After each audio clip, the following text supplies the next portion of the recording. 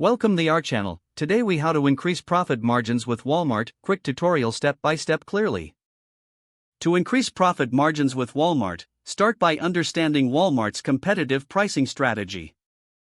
Research your product category to identify potential price points. Analyze your competitors' pricing to determine where you stand in the market. Next, ensure that your product quality meets the expectations of Walmart's customer base. Focus on optimizing your supply chain for efficiency. Negotiate better terms with suppliers to reduce your costs. Utilize Walmart's marketplace to expand your product reach. List your products on Walmart.com in addition to the physical stores. Take advantage of Walmart's promotional tools to gain visibility. Consider bundling products or offering discounts to encourage larger purchases.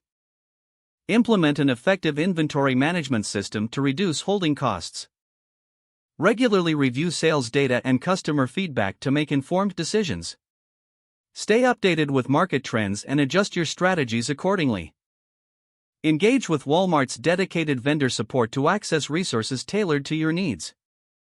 Finally, maintain strong relationships with Walmart's buyers for ongoing support and collaboration. By following these steps, you'll be on your way to increasing your profit margins with Walmart. If the page does not load, refresh the browser or try again in a private or incognito window. Make sure you are using the correct email address, then retype it carefully to avoid small typos. If your password is not accepted, use the reset option and create a new strong password you can remember. Check your spam folder for verification or security emails, then complete any requested confirmation steps. Enable two-factor authentication if available to improve account security and reduce unauthorized access risk. After signing in, review your profile details so your contact information and settings are accurate and current. If you see an error message, note it down and try again after restarting your device and internet connection. Log out when you finish, especially on shared devices, to keep your account and payment information secure. If the page does not load, refresh the browser or try again in a private or incognito window. Make sure you are using the correct email address, then retype it carefully to avoid small typos.